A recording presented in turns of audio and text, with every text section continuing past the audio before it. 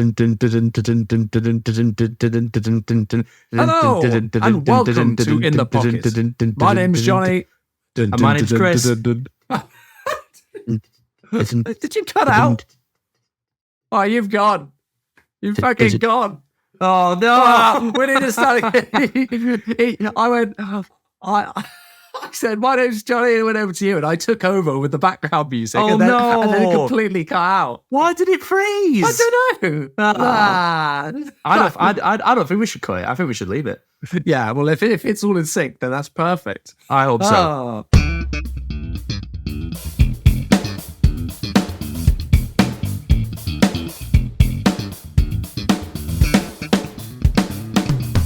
Hello and welcome to In the Pocket. My name's Jonny. And my name's Chris. Two totally average news anchors, bass players, and we're here to talk all about that bass, as well as answering your questions at home. Each week we take a look at the latest news. And that's it. Then that's it.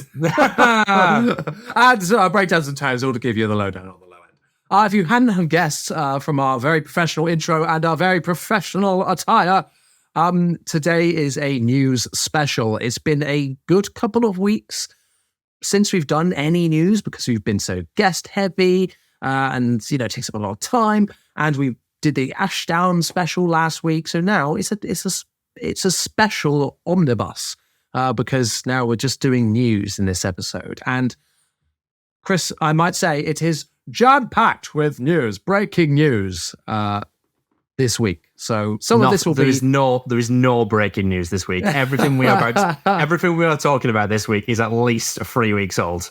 Breaking news. Breaking news. There's a lot to talk about.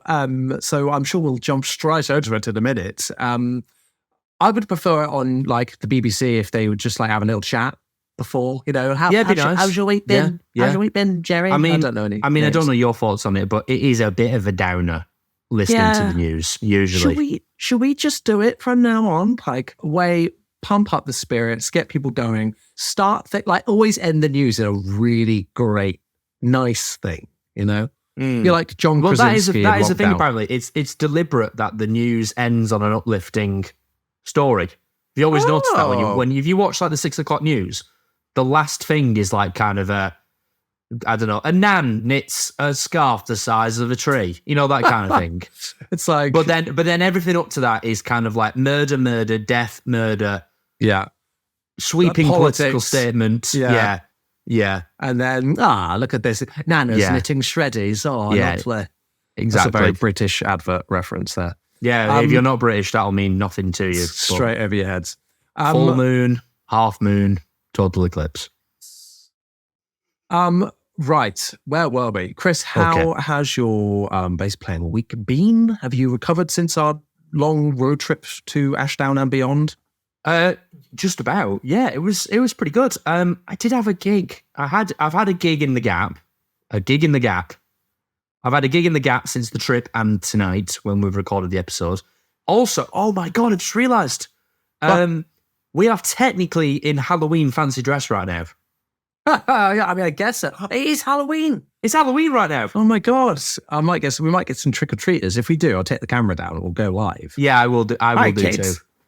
Do you want a bass? Don't forget to like and subscribe. But yes, people would go as influencers. My week. Pardon? So I bet some people would go as influencers for Halloween. Probably. That's what I want to be. So you can go as you. Yeah, scary enough. As I showed you earlier today, you have got some influence now. Just heavy, YouTube heavy hitter, they call me. Yeah, absolutely. But yes, my week has been very good. I did my first gig with the new bass. Of course. And it was very good. It's a very playable bass, which is very nice because that's exactly why I bought it. That's the biggest backhanded compliment I've ever heard. It's very playable. What? It sounds so good. I've played it. I've heard it. It's great. Well, no, you know what I mean. Yes. I meant like kind of like, I played it for 2 60-minute sets and there was no there was no fatigue, basically. Yes, I could go all night, quite literally. Although now it's got flats on it, which I'm very excited to mess around with. See, I've taken the flats off the go down. So these are 9-month-old flat wounds already, and just put them straight onto the P-bass. 9 months old, is that it? Well, sorry, I can't afford to drop flats. 50 quid on. Real flats need to be worn in for like 20 years before they're any good. I'm working on it. Okay. What? Buy the fucking strings when I was 8. They just be dragged behind a car before you can use them. I did actually read a good way to speed up flat wounds is basically to like cover your hands in hairspray. And then just get hairspray and hair gel all over the strings, leave them overnight, and then with like a slightly damp towel, get the actual crap off them, and then they're all great and worn in. I am not willing to do that. Sounds because awful. I feel like if you get it, 1, that's horrible. 2, I think you could run a chance of ruining the fretboard. And 3, surely did I mention I don't want to do it? Surely you do that. Wait, you do that when the strings are on? Apparently. That sounds horrific, and I refuse to believe that that's any good. It's actually Danny Sparko's fault. Oh, yes, of course. Who's like, this is how you do it. Everyone believes him. If you're watching, I want him as a guest. I really do. I need a fellow like Northerner on the podcast to talk about bass.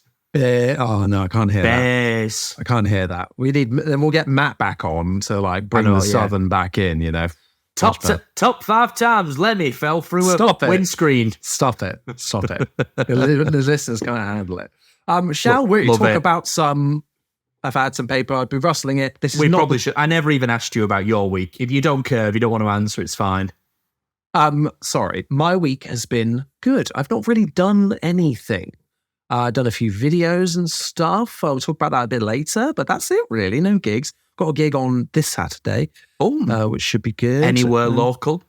To me, it's about an hour and a half. It's in Weymouth, which is a seaside town. Where is Weymouth? Is that more south of you? Yes. So you will have no idea where it is. I've been to Bournemouth. Is it near Bournemouth? Well, no, I don't think so. No. Okay. Or is it? I don't know. But it's always, we've played there loads and it's always a really good gig. So looking forward to that. Well, I have found some paper, but it's laminated. It's not really going to work. Well, I found a cardboard box. I found Shoes Shine sponge. So let's make do with these. Honestly, if you're just listening to this, screw you. Me and Johnny have put not a lot of money, but a lot of time and worry into making this look borderline acceptable. Zero money. Let's crack on with the news. Yes. If it looks like I'm kind of leaning over like this, it's because I'm getting to my laptop because I'm going to share my screen with you all so that you can see what I'm seeing, and we can have a look at some lovely, lovely guitars. Let's start things off in the world of Sterling, shall we? Sterling bass. They have been hitting headlines recently with 2 hot new releases. See if I can share my screen on this bad boy now. This one we're going to start with the somewhat controversial one, I suppose. Oh, we'll do the crap one first. Okay.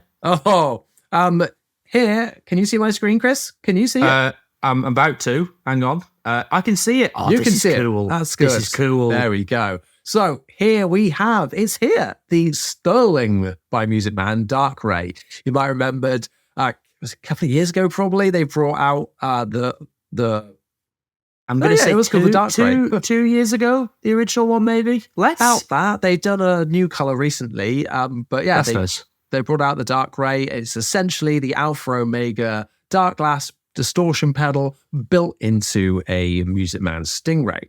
Well, now they have... Shut up. Now they have built ever so kindly, put it into a more, I've put this in quotes, affordable housing and making it in Indonesia under sterling. So we have got a more, quotes again, affordable version of the DarkRay. We've spoken about this a little bit before. It's not really our thing. No. This concept, putting effects in the bass. I like to have things on and off, quite a lot. And for quite an aggressive effect, like, I don't know. I don't like the positioning of where it would be in the chain. It doesn't work for my style. And I think it's a bit gimmicky myself. It's cool to see those companies going together. And I think DarkRay pioneer a lot of things in many ways, but this is not certainly something that I'm that interested in. I think when you hear it in context of people playing it, it's like, yeah, it sounds cool, it sounds good, but like, I don't really have any application for this. And you're probably just going to agree with me, Chris, aren't you? It's the same. Yeah, in short, yes. It is a cool concept. It looks really cool, by the way. I love the aesthetic of the bass, and then it stops there. But yeah, I'm exactly the same. I just don't see a practical application for what I need for this bass. Because again, the main thing for me is, it's like, I was thinking, if it's a gig, I feel like it's a bit too fiddly. And your hands are kind of doing something else when you're playing a bass, which is why they invented pedals that live on the floor, so you could use your feet, multitasking. And even then I still get it wrong. Yeah. And then the main thing for me, though, is like, this removes the ability or option to capture like a clean DI.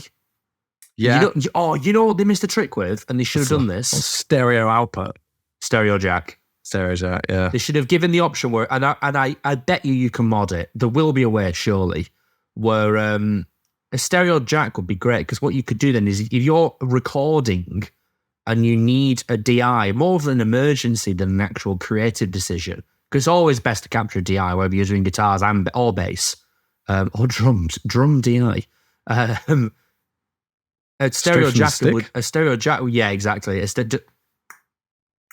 A stereo jack is going to give you the ability to like separate the effect of the bass from an actual clean signal. But then at the same time, though, we talk about committing to a tone quite a lot. And is this really any different than basically committing to recording a bass through your pedal board? I mean, I guess that's it, isn't it? It's also got a 3-band preamp on board, I believe. Yes. It's 2-band. 2-band, is it? What's the other knob for? I think, isn't it just bass and treble? Let's have a look, shall we? Yeah, go on. Blah, blah, blah, blah, blah. A knob, change color. Yes. What have we got here? Controls. Yes, you're right. 2-band preamp, and then a volume gain blend. Blends, that's what I'm forgetting. Oh, it's a blend. I'm glad it's got a blend. So you probably get, it's going to sound good. It's going to sound good, but it's just not for us. Do you know what else is not for us? Chris, would you like to hazard a guess of how much this bass costs? Isn't it like £1,700? It's £1,800. Oh my god! Made in the USA. I mean, Indonesia. Made in some bloke's shed in Barnsley. Then it would be like $6,000. My god. Yeah, it'd be UK made, wouldn't it? Bass. Shut up. It's so much money. It's unforgivable. That's unforgivable. It's too much money, man. And it's DarkRay been like, just least, ramp up the cost big time. Not saying this for like a facetious reason, but I just think that they add a lot of value with their brand, putting it in there, and it's just way too much money. Like because this is essentially just a pimped out Ray 34, right? Same spec, I believe all round, so, yeah. apart from the electronics. So if you were to look at that, they're like, what? I want to say 1,200 new nowadays. Is this really adding like £600 more? Well, how much is it to buy an Alpha Omega? Oh, Ultra. Ultra. Oh no, but it won't be the Ultra. Because this will only give it'd just be the Omnicron. Yeah, because it's not even, which is like a what, 180 quid pedal? Yeah, I think so. Yeah. So that's such a basically, good you point. could buy a Ray 34 new, an Alpha Omega Omicron new, Yeah. have the function of blending between the Alpha and the Omega side, which this can't do, and then have a bit more of a tone control, I guess. No, we'll not say that because you have got the EQ on the bass. Yeah. And still be cheaper. Yeah. It's wild. Yeah. It's wild. And it's just a fatty gimmick, I think. And yeah, It's not for me. I want to see it no more. Yeah. If you've got one and you like it, that's fine. Yeah. See a doctor. Anyway, move on. So going from complicated electronics on board to not complicated electronics on board. That was a good segue there. Not bad at all. Not bad. We have, I'm going to be a bit sluggish going between these transitions. I don't think that I can make it smooth. I was going to ask, are you able, for the listeners at home, are you not just able to like jump between tabs, or will it not let you do that? Well, should we find out on the next one? Yes, find out. We'll find out. Make sure you close any tabs you don't want people seeing. Oh, don't worry. That's all hidden far away. I've got a whole other laptop and hard drive for that, so it's fine. Good lad. Oh, spoilers. Hello, here we have the brand new, even newer. This news is even hotter and more breaking. The brand new Pete Wentz signature Stingray. This is, the Fall Out Boy bassist has had a signature model before in the Squire Precision bass. If you remember the black and red one with the maple neck and the back logo. Absolutely. Yeah. And that came out at like such a perfect time when so many people listening to them at the time were growing up with them, kind of thing. And it went down really well. And I think this one is going down really well as well. We can see here roasted maple neck, the duck loon inlay, so cool, in a Fiesta red with a gold anodized pick guard. And then it also comes in black.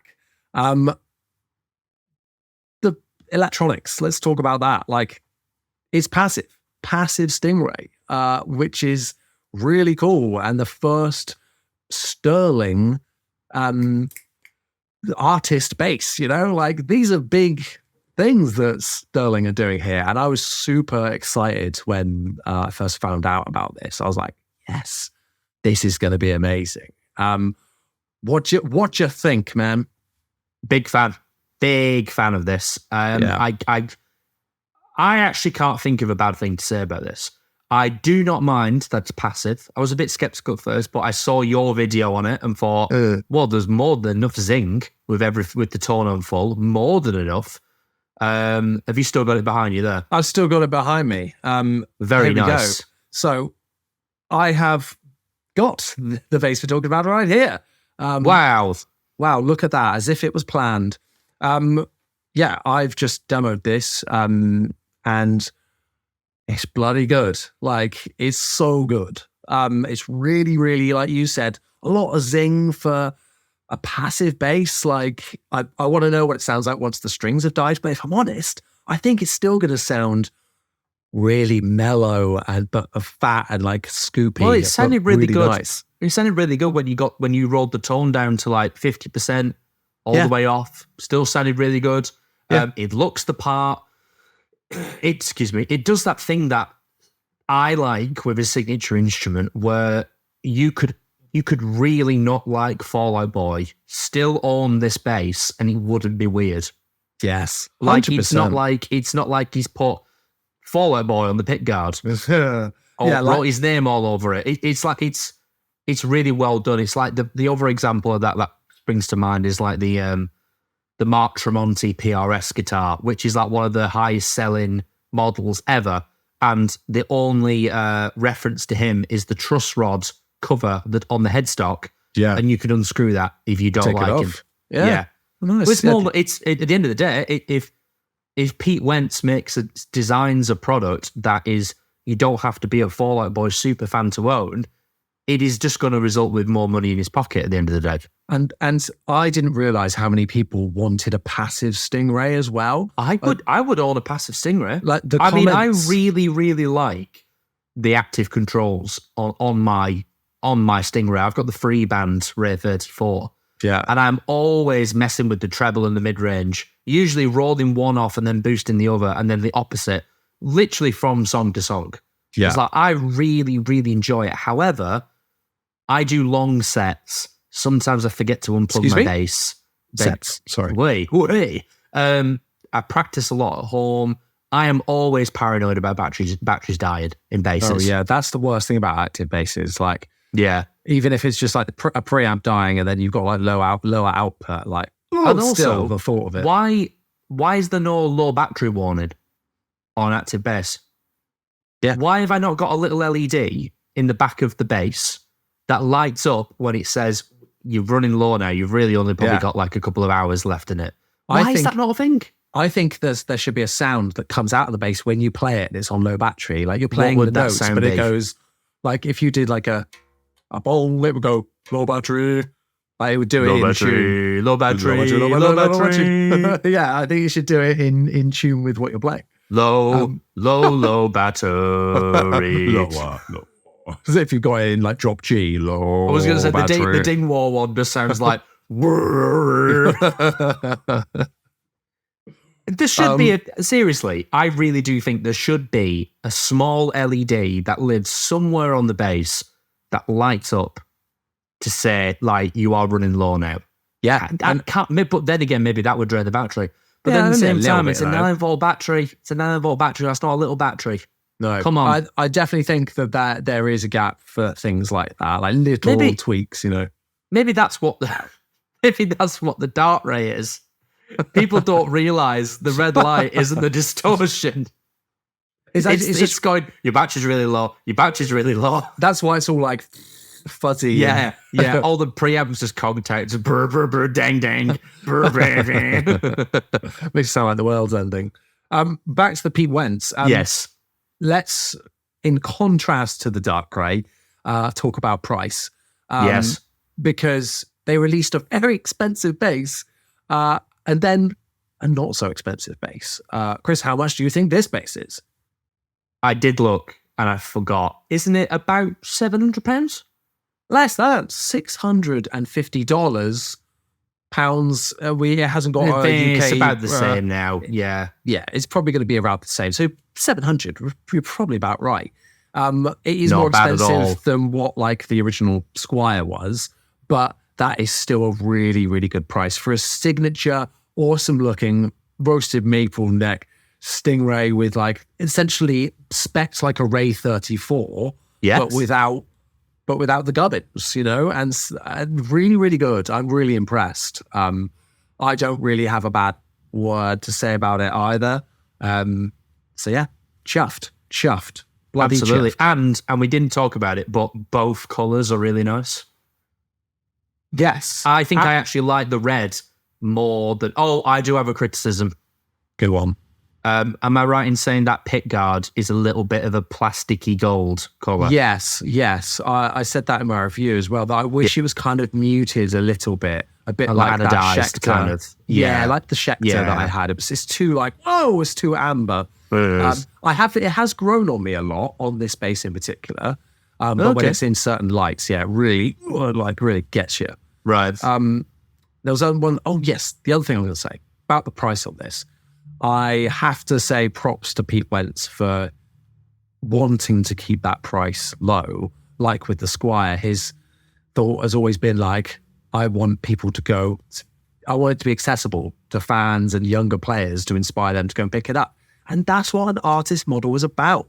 I really hope that the success of this bass inspires more like it, because and I'm sure you are too, sick of seeing these insanely expensive signature models that at the end of the day are just going to be for collectors, you know, and for people. Yeah, and I understand, fans.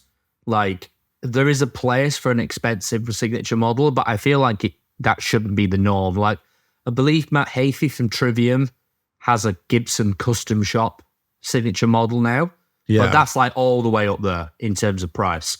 And that's acceptable because I believe he's had an Epiphone signature model for a very long time. And it should be the same with bass. And I think it should be like a hard and fast rule where if you are a signature artist, they should make you do an Indonesian-made import kind of model, that kind of Squire, Epiphone, that kind of thing. You should have to do one of those and then like a full fat American. And then, I'm going to go one further. I'm going to be even meaner. Ooh. So let's pretend, now this is different for Pete Wentz, unless they have told him he has to do this. So you have to do a Sterling model first, and you have to do a full world tour with it. Oh, interesting. You've got to do a full touring cycle with that model. Yeah. Then, off the shelf. Next album around, they'll release like a full fat American made. I think that should be the rule. It's a pretty fun idea. Pretty fun. Because it's like a put your money where your mouth is. Like, I know more signature guitars than I do signature basses. It's like Jim Root from... It's a bigger market, isn't it? I know. Well, yeah. Jim Root from Slipknot has a really successful signature Telecaster, which there's a Squire one, there's a Fender one. He said on several interviews they've had a tech problem where they can't get a guitar out, so they've ran to a local guitar shop, pulled one off the shelf, put new strings on it, and then gigged with it that night. Yeah. That's what you want. That's what I would want as a consumer. And if I ever was lucky to get to a point where I was releasing a signature product, I would want it to be where it's like, I can just take one out of the box, give it a very basic setup, new strings, action, truss rod, and then it can do a full run of shows. That's what I would want. I wouldn't want like the Rex Brown Gibson Thunderbird comes with different pickups, I think, than what he actually uses, and the different bridge. So that's a bit naughty. Brilliant. Yeah, because he doesn't want the stupid 3-point bridge. Like nobody does. Exactly. They've just got a lot of them in the factory, probably. Yeah. Speaking of things that I as a consumer want, Chris. Oh, go on. It's this. Is it? Is it? No, it's not. How long do we have to talk about this one? Not very long.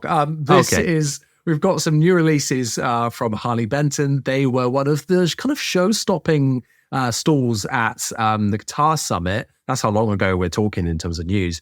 They brought along this 7-string bass that we've got here. I didn't quite know what it's inspired by. It looks like a PV Circus type thing, or it could be a BTB. There is an Ibanez that looks like this. Yeah, it's a BTB. I just remembered. That one. Yeah, there we go. That's why it's called the BZ7002 NT.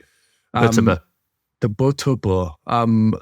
Yeah, this is a 7-string bass with active preamp, and it makes the pickups look so small. Look at these small. They're so thin.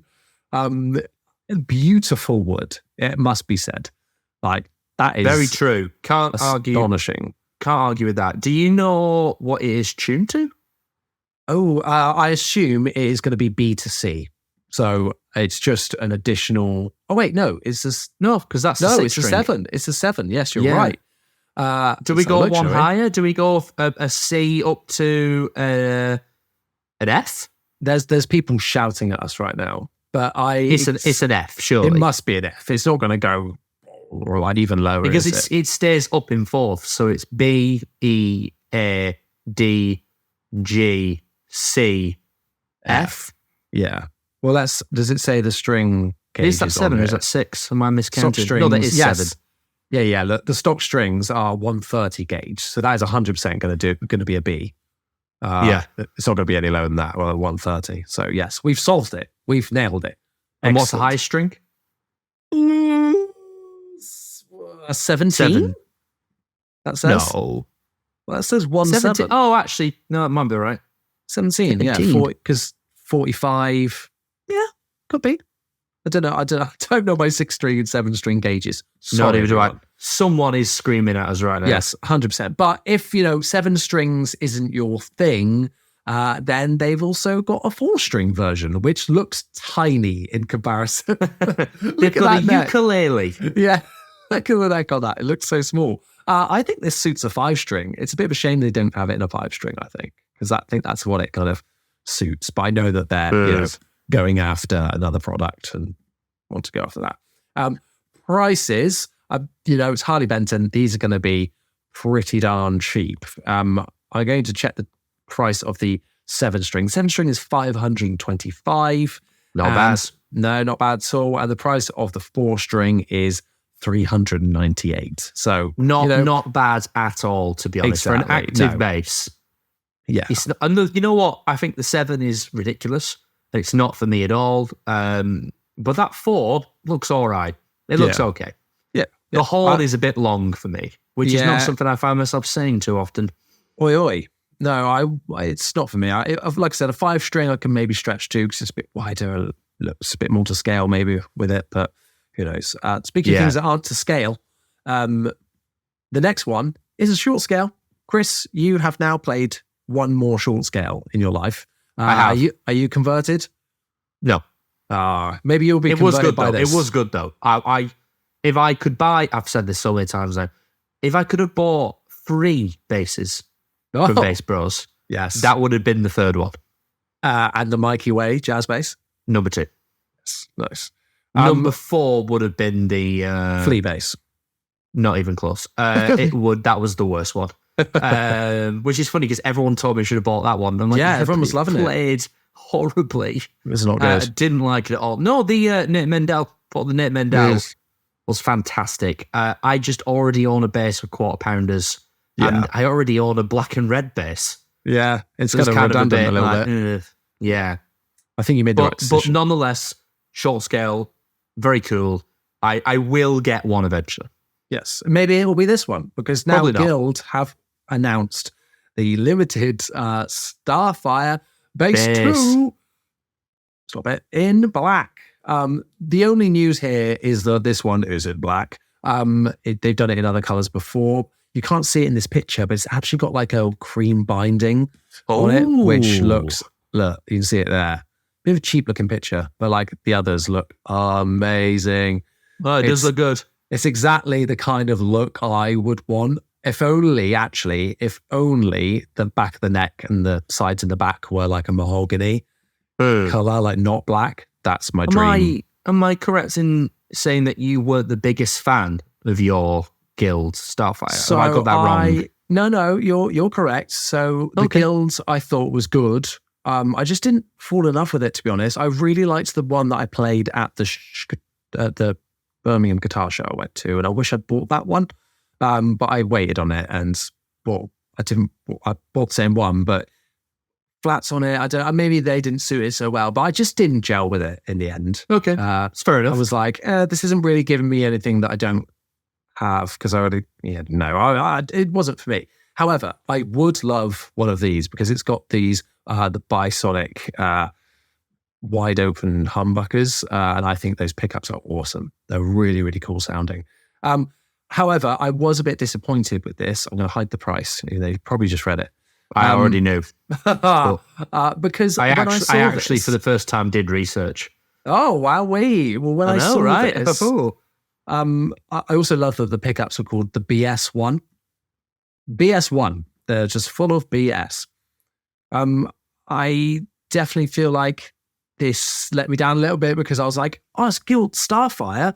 Maybe it's going to be affordable like the Guild Starfire 1. I don't really understand their namings of things, but this one is about $1,500. So yeah, it's not really in the price point of what I would be looking to spend on something like this. I see. It's too niche. Yeah. But it's not an outrageous price. Some of these go for way more, so it is good. And I have no doubt that it's a good bass. But so I would have liked to have had one, but no, I can't justify it at that price. Just a couple of totally average and totally not big salaried bass player, I'll say. That can't afford all these basses. Wow. Shall we move on to... Oh, no, we've still got... We're not even halfway through our news yet. Not even halfway through. We're going to have to speed through some of these. We are really going to have to power through. I mean, but to be fair, though, there are a few things that are coming up that are a bit like, it's good. Next. Yeah. Oh, fine. I think that's probably going to be the next one because we have got some new things from Specter. This is an easy one. They have brought out some new colors of their Euro range, the 4 and the 5. The 4 being a PJ bass, the 5 being 2 single coils. They brought it out in this gold, a metallic gold, which is really cool. I love gold. I love gold. Yes, this is Goldfinger's bass for sure. Gold member. What did I say? Goldfinger. Oh, Yeah, that's what it's bloody based on. You said the actual one. Oh, God damn it. Cool. This is cool. Yeah, very, very cool. I think the this other one looks better in person as well, probably. The other one is nicer, I think. Oh, you like the blue one better? I prefer the blue. Me liking the blue. I like the blue. The blue is cool. A very reasonably priced £2,600. Yeah, lovely. We'll take two, please. Yes, we will. Well, I think that's kind of that one covered. Yeah, absolutely. Do you have a preference, gold or blue? I like the gold myself. Okay, yeah. And I like the 5-string. I think they just look so good. I would like to try a reverse PJ. I'm yet to try one. So I actually tried a reverse PJ Specter the other day. That's weird, isn't it? Did you know? Yes. And I didn't like it. Really? That's one Context? of my... I just played it in the guitar shop, that one. Oh, okay. But I've played a couple of reverse PJs before, and it's one of my unpopular bass opinions. Don't like them. I just think it doesn't...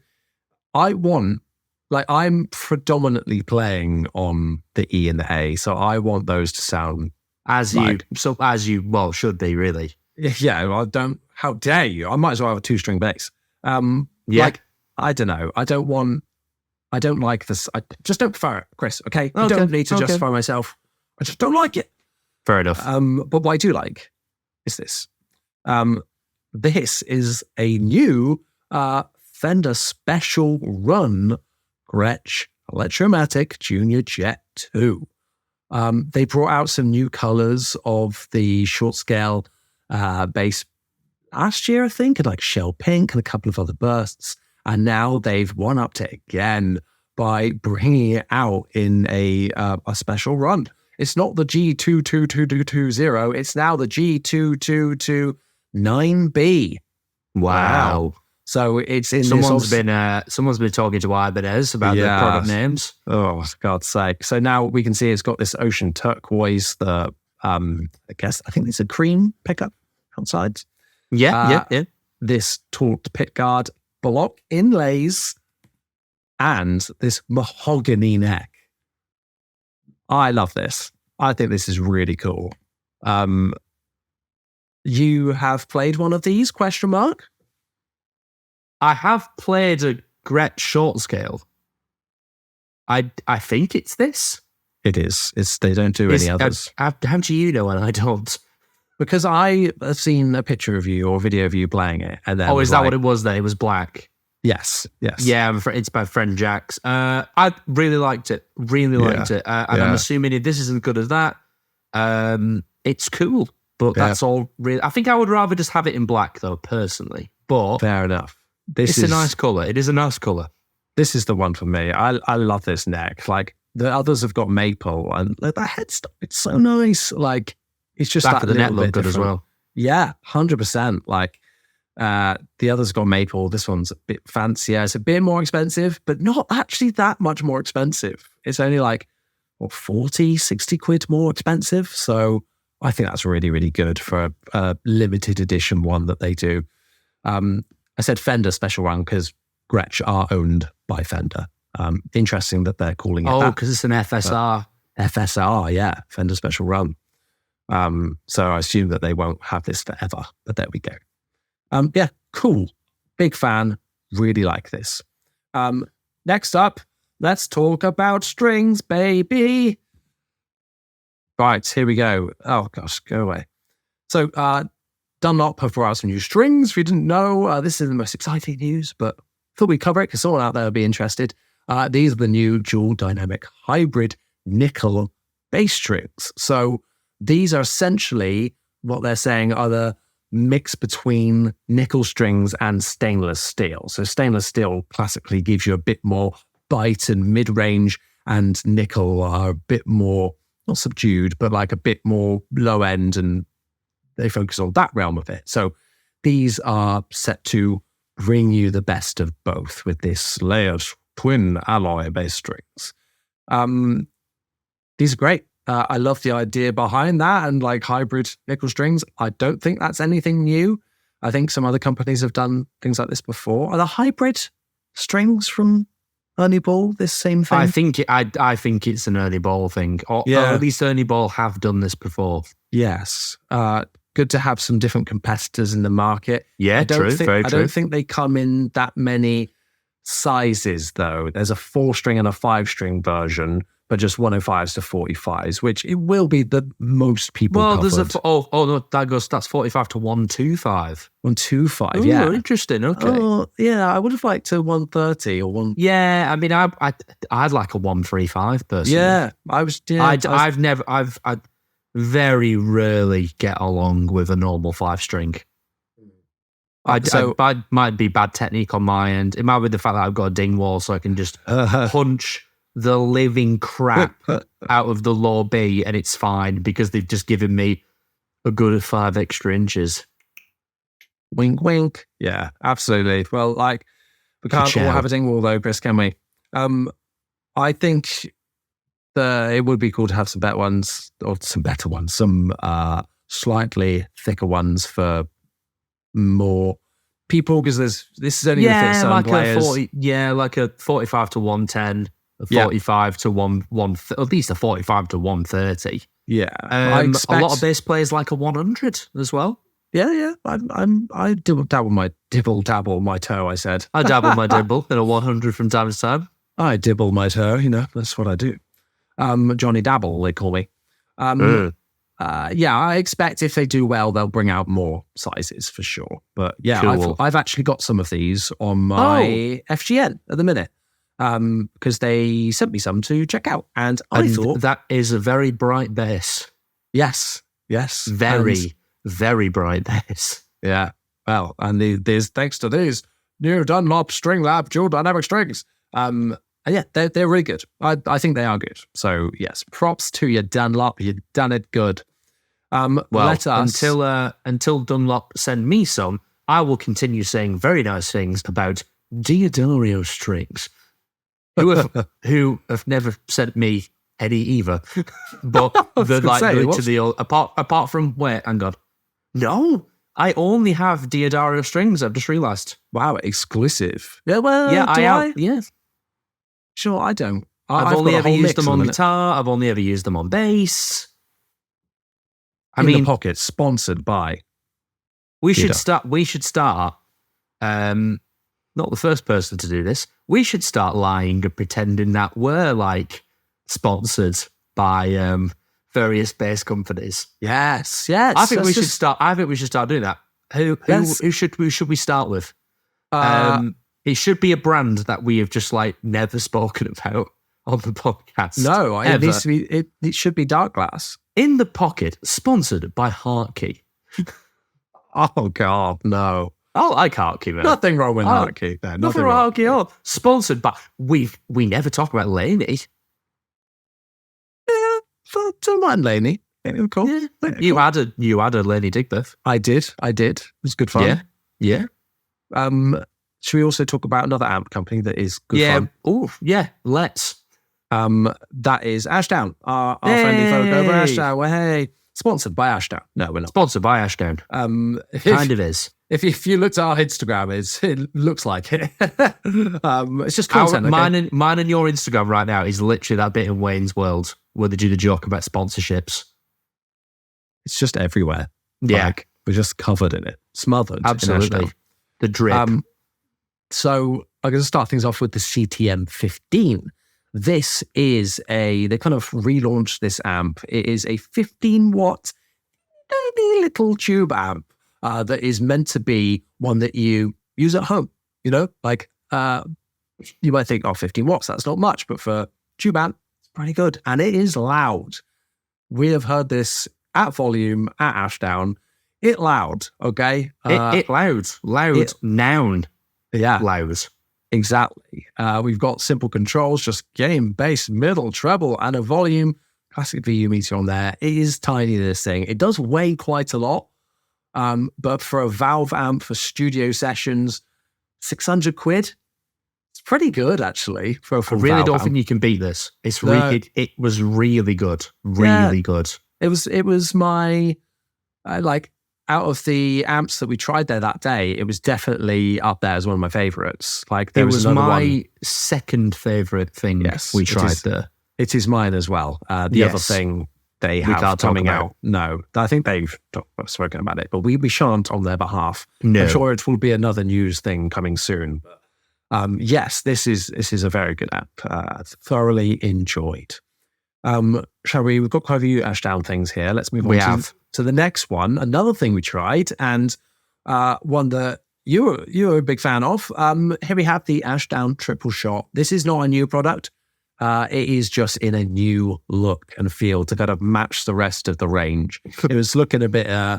It was a good casing before, but now it definitely looks a bit more professional and looks even nicer.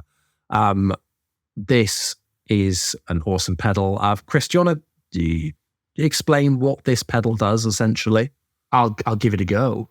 Essentially, the Triple Shot is, am I right in saying it is essentially like a bit of like a parametric EQ distortion pedal where you essentially have independent control over the volume and gain on the bass, mid, and treble.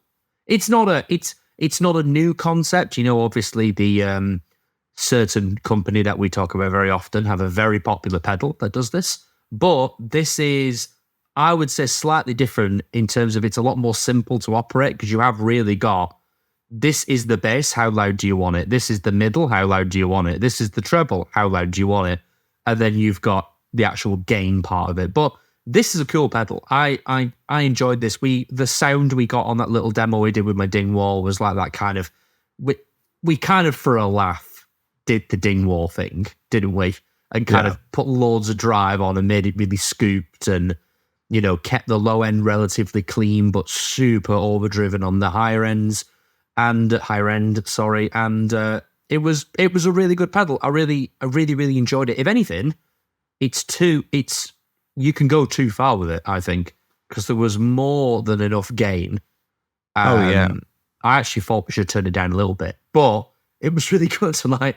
I like this pedal. I think it's really good. It does the dark glass thing really well, because that's kind of just an easy way to describe it, I'd say. But it's rock solid. It doesn't break the bank for pricing. This, with a compressor in front of it, would be mega. Yeah, whoa, Nelly. So I think this pedal is amazing for how adaptable it is. Like, especially just because I'm, like you just said, not having much drive on the low at all, and then really sculpting it based on these 4 controls down here, being the light and medium, and then how much drive you've got on each. For my Foo Fighters tribute, I gigged this pedal recently, and with a P bass, man, this pedal sounds so good. It sounds so good when you can really drive the mid range that you're getting through from the P. It sounds awesome. If you want some more of that modern tone, then you can drive in some of the roast on the light side of it on the high end. And yeah, it's really good. Whatever bass you're putting in front of it, it sounds great. And it doesn't just like suckle the character out and go, this is the sound of this pedal. It is like an accentuated version of what you're playing. So I think it's really, really great. I will move on to another pedal now from Ashdown. The last one. Sorry, I should have said that pedal was £200, which is not bad at all for what it is. No. I think that's a good price. Now we've got Ashdown dipping their toes back into the DI world with the new Ashdown Pro DI for £300. This is a all-in-one pedal. We've got drive. We've got all the classic things on Ashdown you want there: bass, low, mid, middle, high mid. It's a bit confusing to look at this one, I do think, a little bit when the controls are kind of all over the place. A shape button as well, which is really nice. A direct line mix control, padding for active and passive basses. Yeah, it does everything that you want a preamp to do, I suppose, with a separate drive section as well for that kind of tubey drive. I have got one of these with me now. I've only plugged it in once to make sure it makes some sounds before giving it a proper demo. I haven't properly dived into it yet, so I can't really comment yet on the sound of this because I'm not too sure. I just did it direct. And yeah, I want to put it in front of some cabs and some amps because that's how I like to use these types of products. But yeah, cool, man. Cool. Have you heard any of this one at all? Or? No. We didn't. This is one of the very few things that we didn't get to mess around with on the Ashdown trip. And then I ended up messing around with, expressed a bit more interest in messing around with the amps over the Pro DI. So, no, I mean, I understand what it does. I think it's one of them where it's probably like, you might not plug it in and go, oh my God, this is amazing. Yeah. But it's like a rock. I get the impression it's like a pretty rock solid DI. Like, you could have a pretty simple. I mean, the only thing this doesn't do is compress. That's like the only thing. I mean, am I right in saying there's no compressor on this? Is there? No compressor. No, it seems to do everything else. Yeah, but which literally, is surprising, really. Yeah, but I feel Ashdown like often have them built into amps.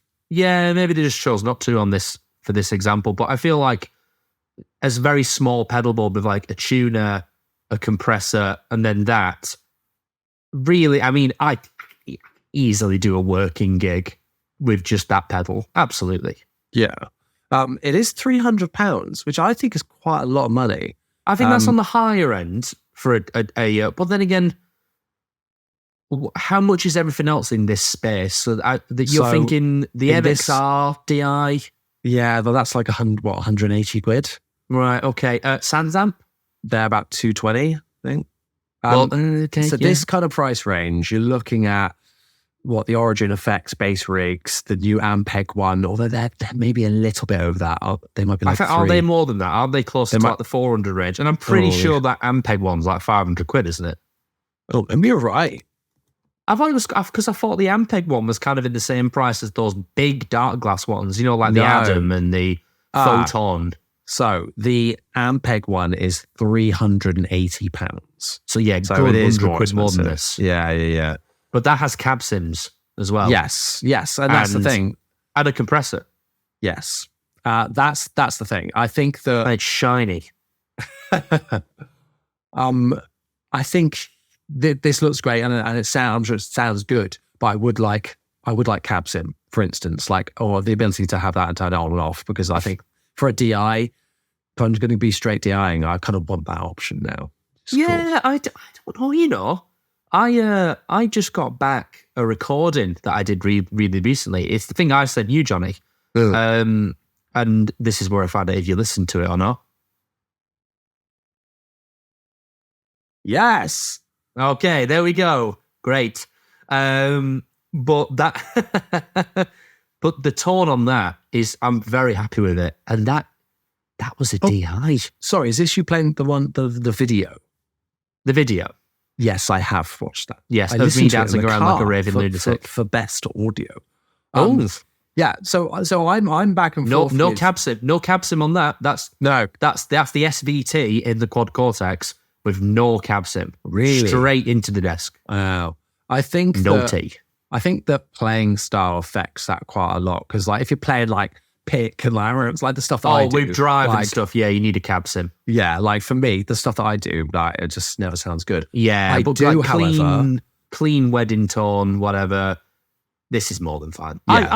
I could do a wedding gig with this very comfortably, but not everyone would want to. No, I appreciate that. With DI tones, I have done not 180, let's say a 90, because I'm still on the fence. I've been really, really enjoying DI tones recently. I just like the P. Wentz bass, just plugged it in, played on the DI, and I was like, it sounds great, like so much fun. I think it works really well because it separates the bass from the guitar so much, because all of a sudden you've got this clean tone with its own sort of like mid-range focus, which is separate to the guitars. Yeah. But for example, that would sound great on like a corporate gig. However, for say something like my band, like DARLAH, I want a distorted tone with like a cab sim. If anything, I was looking into how what's his face from Spirit Box does his bass tones, and they actually use a guitar cab sim. on the upper mid-range. And it's the same IR response that Mike Stringer, the guitarist, uses. So the whole point is the distorted part of the bass signal is sort of a continuation of the guitar tone. So it all sits together really nicely, which I think is a really cool idea. Yeah, I may try that. I love that way of thinking when it comes to things like that. So you get this big wall of frequency response. But yes, for stuff that's a bit more gentle, I can live without a cab sim. Absolutely. The gentle, my favorite. The gentleman. The ladies and gentlemen. Let's move on to another amp company. Here, Ampeg. Hello. Have brought out some new stuff. Also, can I just say, is this Ampeg's website? This looks horrific. This is Ampeg's website. What are they doing? So what is this? Is this Tech 21? Jesus. We'll get on to that in a minute. We'll get on to that. I have good things to say about this, but anyway, please begin. Yes. So the Ampeg Venture series, we've got three new heads and 5 new cabs that we've got here. Aim to be kind of my Siri is now wanting me to do things. No, I didn't ask for you. They're called Ampeg. Believe it, that did. Yeah. It's really cool. They're basically trying to do SVT on a budget, I think. Like it's that mid-price point Class D amps that kind of give you a bit of everything. Really, really competitive market.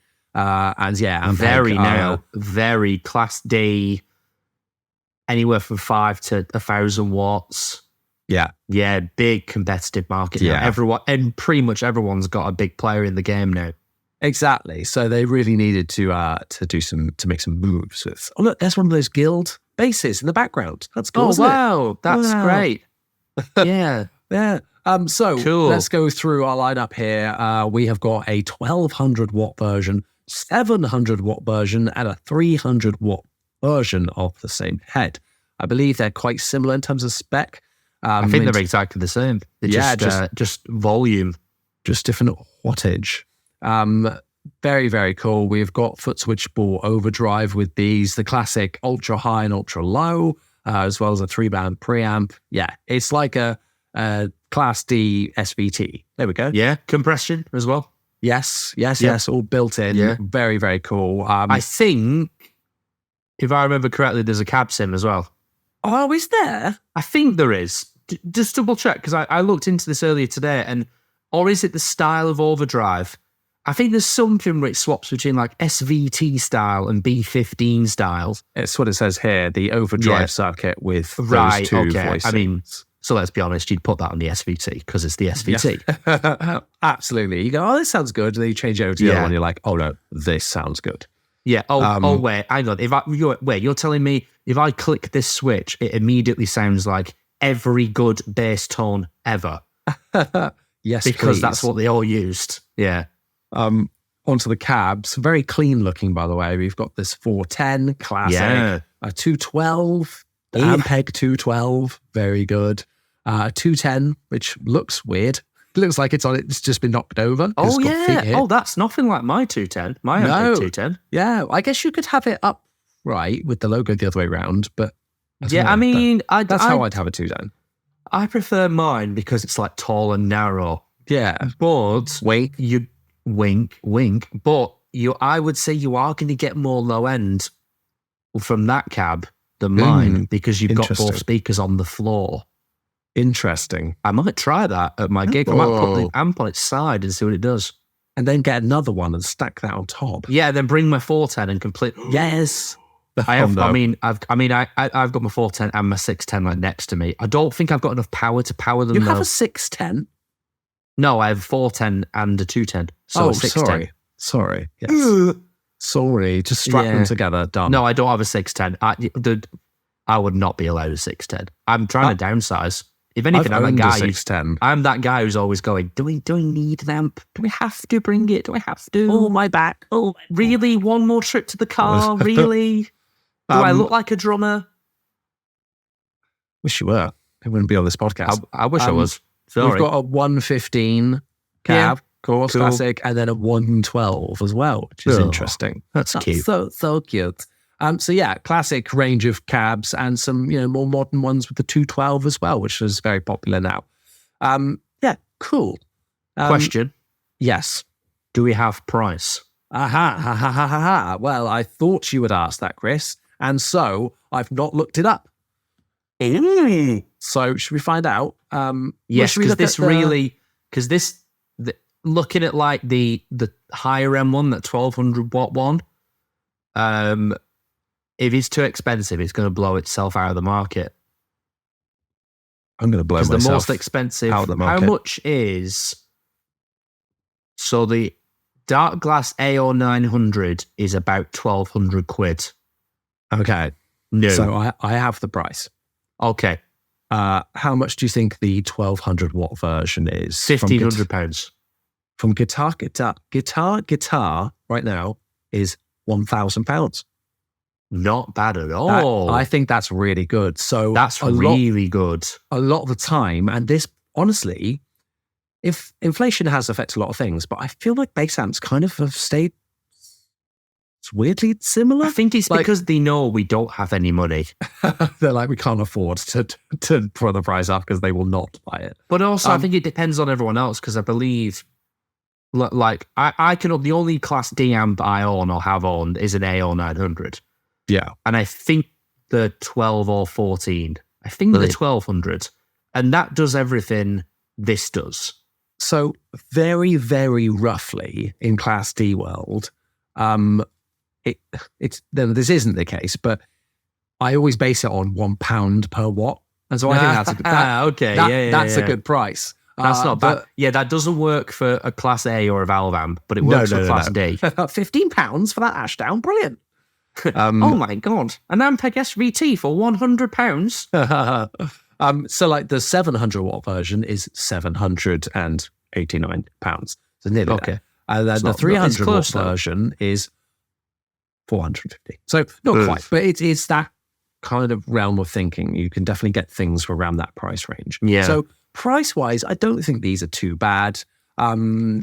Yeah, I don't think these are bad at all. I think that is a very, very good price for what that is. I would 100%. opt for the 700 watt version myself. If I was to get one of those, 1,200 watt Roonies. Nice. Yeah, I'd go for that, because then I will never not need a louder amp. Yeah, true. Because my AO 900 is so loud, like so loud. Yeah, and clean, I might add. Very. If you run it on clean, it can literally go all the way up to like extremely loud with so much headroom. Yeah. And that's what you want at the end of the day. Yeah, it's not a bad amp at all. It's not bad. No. I really want a new amp that's coming out that we know about in an 800 watt version. And you would be absolutely correct, and so do I. Yes. This one, back to the Ampeg. The thing I don't like about this is how they've marketed it. So I shared a bit of this on my Instagram story, at Jonny Dibble, go and follow, about these amps when they were released. Because, my God, the absolute heinous playing on the demos that they did for these. Oh, no, how bad is it? I've not seen it. It's good playing. Yeah, that's part of my problem. Like, okay. All right, so we're going to demonstrate this Ampeg Class D amp. What genre should we get to play?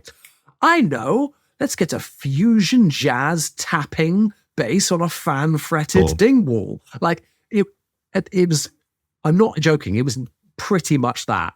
Like, it was so niche of a demo. Like, okay, here's how this bass amp sounds.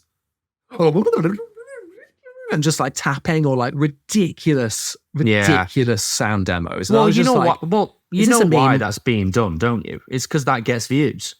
Yeah, and I'm talking about it. Doesn't demonstrate the product. It's like we were talking about this with those couple of little bits of demos we did with Ashdown, because we were both saying to ourselves when we were filming them, I feel like this is like, is my playing like boring? Am I? and then we realised, oh wait, no, we're demonstrating this is what it sounds like when you play a very normal bass part through this amp. Yeah, and that's as opposed to like mental, like double thumb, string skipping, tapping and stuff. honestly, like we joke and say totally average bass players at the start, but I kind of pride myself on being that sometimes in terms of a product demo, because makes sense. Yeah, because it's what people want to hear, and it's not like obviously if I'm incredible, anything I play is going to sound good.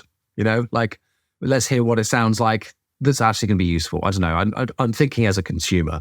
I just think that's what's helpful. And the videos that Ampeg put out were just so unhelpful. And I was wetting myself with laughter watching them. Like, is this a joke? Yeah. Like, this is ridiculous. So Ampeg, send them my way, please. All right. I will play badly through your amps, okay? And I will play worse. Johnny will probably play in time. I will play in tune. Who wants that? Exactly. Who wants that? Let's move on. Chris, it's our last piece. Oh, no, it's not our last piece. Sorry. No, we're nearly there, though. We're nearly there. I haven't got the tab up for this one, though, but we'll be quick about this one. Okay. In fact, I'm not going to share my screen for this one. Here we go. Oh. Well, hello. We need to talk quickly about the breaking news from Fender, and that is the release of their Tone Master Pro.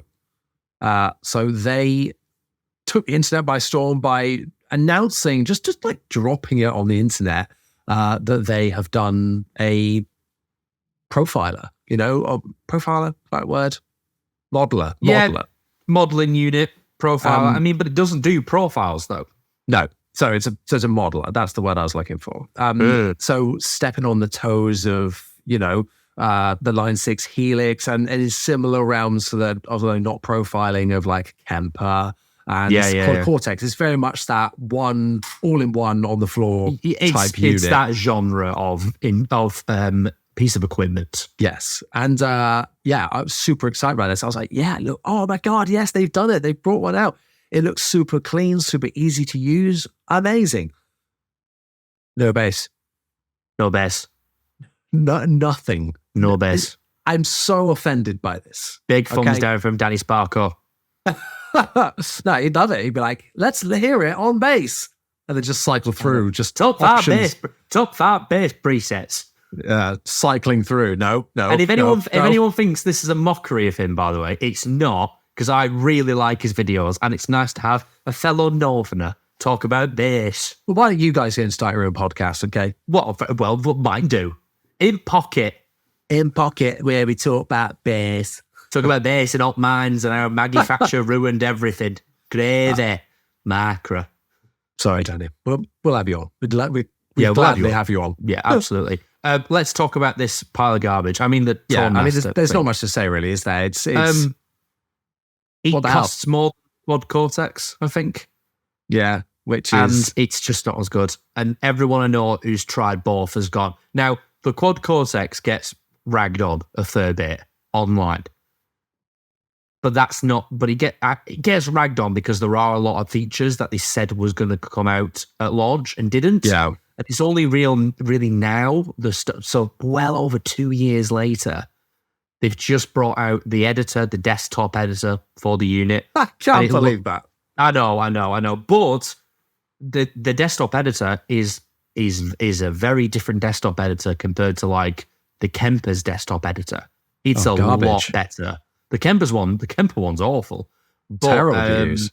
And they've just been speaking about plugin integration, and they're integrating it a lot better than I thought they were going to do. So I bet you didn't know this, Jonny Dibble. What you can do is, with the Quad Cortex, when the integration is released, let's pretend you own the Plini plugin, for example. Now, the Plini plugin, that's hard to say, comes with like 3 different amps, 4 different pedals, whatever.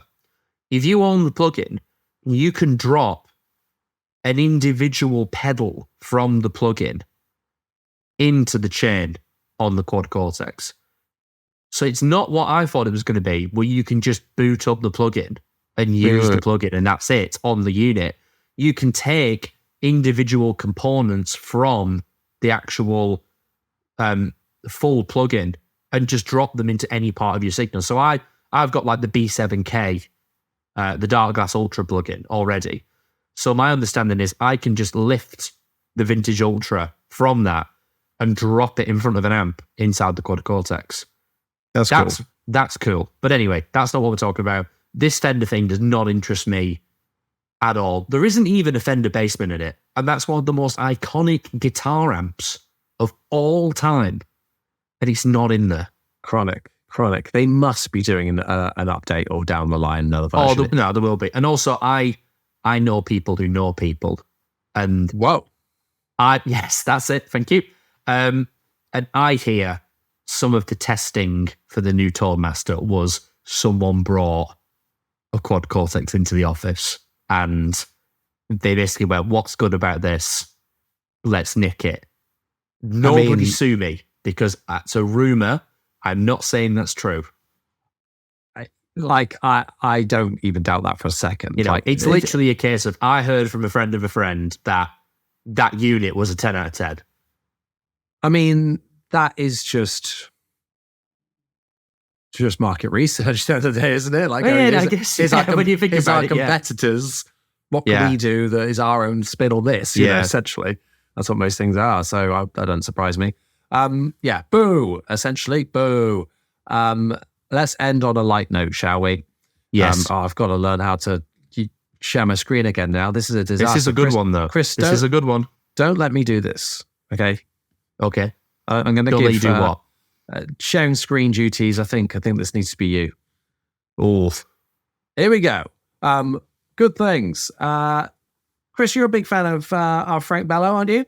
I am a big fan of Frank Bello. I think he's a very, very good player. Got a beautiful bass signature from Charvel, and now he has a... I'm hesitant to use the word beautiful, but he now has a signature pedal from the legends over at Tech 21, famous for the Sans amp. He's got his own version of a Sans amp. It's essentially a drive pedal for Frank Bello. Very, very cool. Have you heard this? Yeah? Yeah, I watched some of the demo videos on the Tech 21 website earlier today. It sounds really good. Have you listened to it? I heard like a handful of notes and went, yeah, sounds good. Okay. I mean, it was quite quick, but it sounded really good. When you turn it on normally, it's got that kind of like Sans ampy sound. We know what that is. You know, the guy who's demoing it was playing like a J style bass with a pick, you know, like proper aggressive. I mean, Frank Bello is primarily a finger style player, but he can't half bonk a bass, I'll tell you that. And yeah, when they stuck the drive on, it sounded great. Yeah. It's different to, I originally thought, because obviously the other signature model Sans amp is the Geddy Lee one. There's also a Billy Sheehan one. Have I got that right? Yeah. Yeah. And neither of those sound like this, and vice versa, which I thought was quite good. That's good because it is a Sans amp that's been tweaked, essentially, isn't it? Or like the drive. It just sounded like a Sans amp, but imagine you've stuck like I don't know, like what's kind of like a really aggressive mid-rangey bass drive pedal. You know, like a vintage microtubes or a vintage microtubes, that kind of thing. See, that's kind of the thing that I like because I love a Sans amp. I love the Sans amp, a classic one. But I'm not huge on Sans amp drive. Like when you turn the drive up on it. I know. And it doesn't really do what you want, does it? Well, I don't think it doesn't do what I want, but this does. This does. It's really good. That's what I want, and that's because I've had a couple of the Doug Pinnick pedals.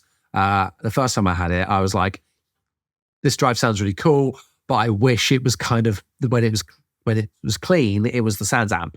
I want the Sans amp sound, and then with that drive sound on top. And I feel like that's what these other signature pedals kind of go after. They're like, I'm a long-time Sans amp user. I want it to do this, and I want my drive sound to be built into it. So yeah, I'm definitely going to go away and listen to this a bit more. I can definitely see myself playing through one of these. Sometimes me too. Sometimes I'll look at a pedal and be like, yeah, I bet that sounds good. And I just know that this one will.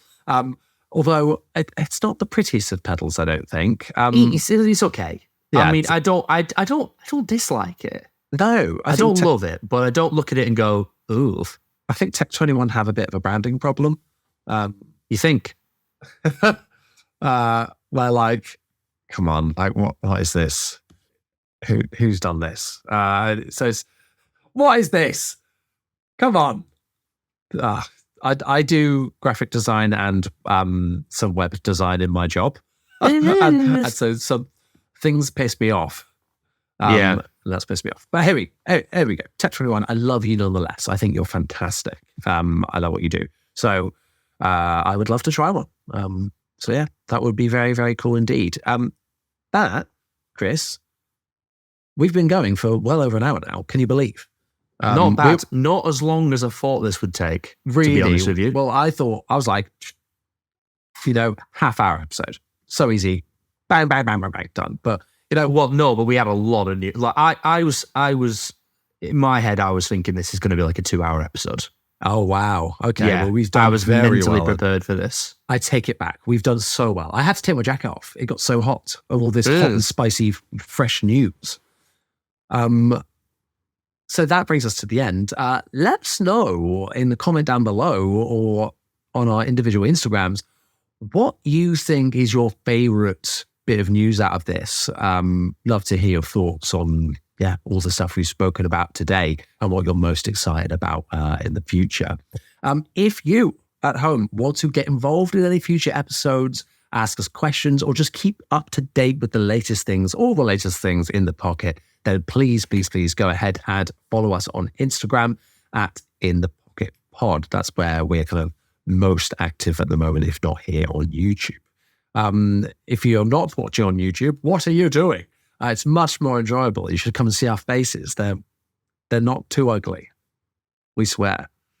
So subscribe to us on YouTube for youtube.com/In The Pocket Podcast. I think it is. I'm good at this job. Okay. And then, please subscribe and rate us 5 stars on your listening platform of choice. It really, really helps us out. Something to do with algorithms to boost it out to more people, like-minded, low-end legends, that wants to listen to this podcast. So please do so. Chris, where can people find you on the internet? You can find me quite literally everywhere under That Guy on Bass. Please consider listening to my band, DARLAH. I've plugged them every single episode. We have an EP coming out called Human Nature, which is out real soon. I should probably double check when the date is, but it is soon, and there may be more songs on the way. Also, I think it's worth saying, if anyone has any suggestions for future guests for the podcast, don't let us know. Let them know.